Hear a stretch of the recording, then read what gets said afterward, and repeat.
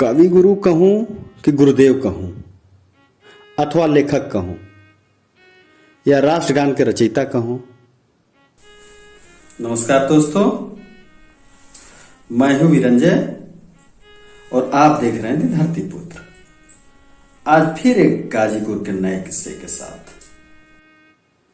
जी हां, अब तो आप लोग समझ गए होंगे कि मैं गुरुदेव रविन्द्रनाथ टैगोर की बात कर रहा हूं, जिनकी रचनाएं दो राष्ट्रों का राष्ट्रगान होने का गौरव पाती हैं।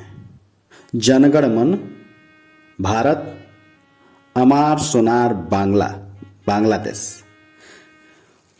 उनकी लेखनी किलो गीतांजलि को 1913 में साहित्य के नोबेल पुरस्कार से सम्मानित किया गया। वो विवश हो गए गाजीपुर आने के लिए, पर क्या गाजीपुर ने उन्हें उचित स्थान दिया?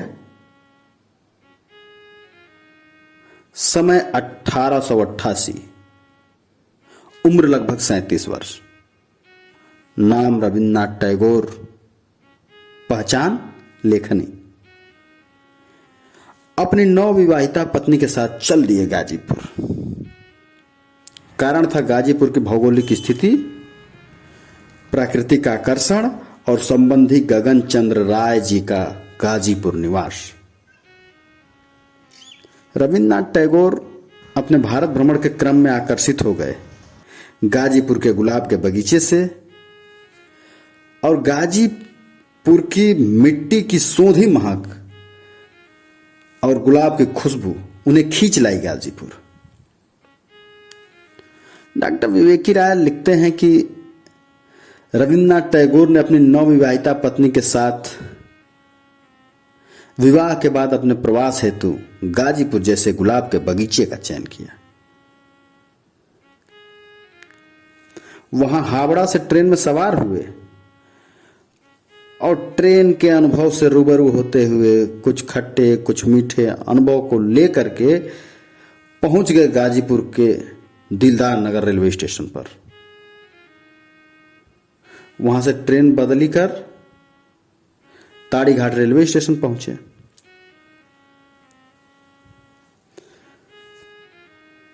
वहां से गंगा नदी में नाव द्वारा स्टीमर घाट और फिर वहां से सपत्नी घोड़ा गाड़ी से गोरा बाजार। वही गोरा बाजार जहां उनके रिश्तेदार गगन चंद्र राय का निवास था। अब तो गोरा बाजार बस नाम का है, गोरे तो हैं नहीं। गगन चंद्र राय जी अफीम फैक्ट्री में अधिकारी के पद पर कार्यरत थे। अफीम फैक्ट्री जो भारत की इकलौती अपने जैसी फैक्ट्री थी, सरकारी अफीम एवं छारोद कारखाना के रूप में प्रतिष्ठित थी गाजीपुर में।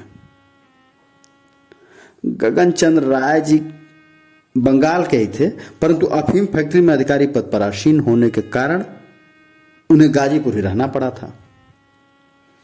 गगन चंद्र राय जी गोरा बाजार में आवास बनाकर रहते थे। अब गगन चंद्र राय जी के आवास का आशय बड़ा सा परिसर, खपरेल की छत, मोटी मोटी ईंट वाली दीवार और इस मोटी दीवार वाला आलीशान बंगला, जहां से मां गंगा का उन्मुक्त मैदान कुछ ही मील पर दिखाई देता था।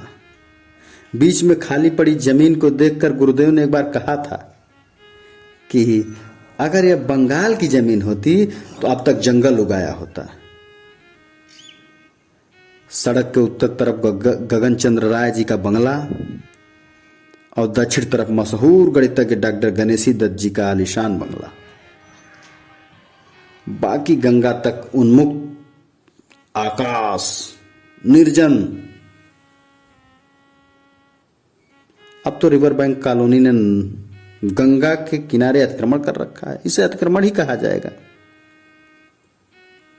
मैं सन 2007 में उस बंगले को देखा। कौन से बंगले को? गगन चंद्र राय जी वाला।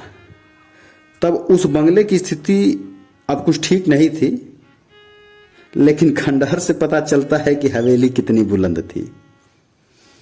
गगन चंद्र राय जी का बंगला कालांतर में घोषाल साहब के बंगले के नाम से अंकित हुआ।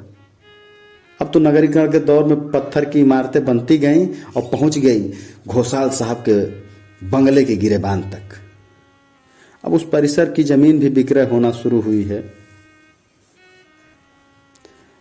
परिसर के पश्चिम तरफ उन्मुक्त फैली नजूल की जमीन है।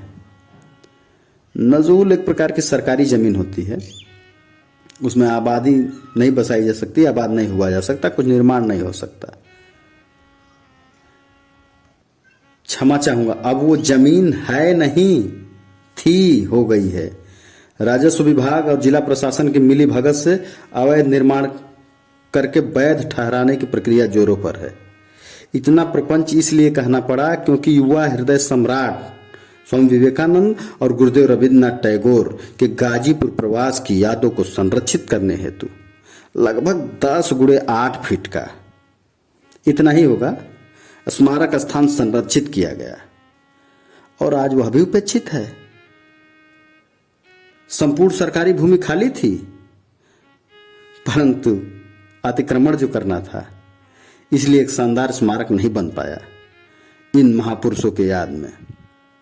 हाँ, एक काम अच्छा हुआ, एक मोहल्ले का नाम रविंद्रपुरी कर दिया गया और सौभाग्य से स्नातकोत्तर महाविद्यालय गाजीपुर उसी रविंद्रपुरी मोहल्ले में स्थित है।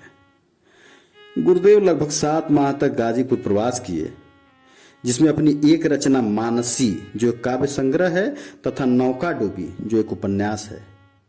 इसके अधिकांश पात्र गाजीपुर और उत्तर प्रदेश की हैं। उनकी रचना की गुरुदेव ने गाजीपुर में रहकर। फिर कोई रविन्द्रनाथ टैगोर क्यों नहीं आता हमारे गाजीपुर? फिर कोई विवेकानंद क्यों नहीं आता हमारे गाजीपुर? वो गुलाब के बाग कहां गए? वो फूलनपुर तो है, पर फूलों के बाग कहां गए? मैं किससे पूछूं? मैं किससे पूछूं? किससे पूछूं? किससे पूछूं?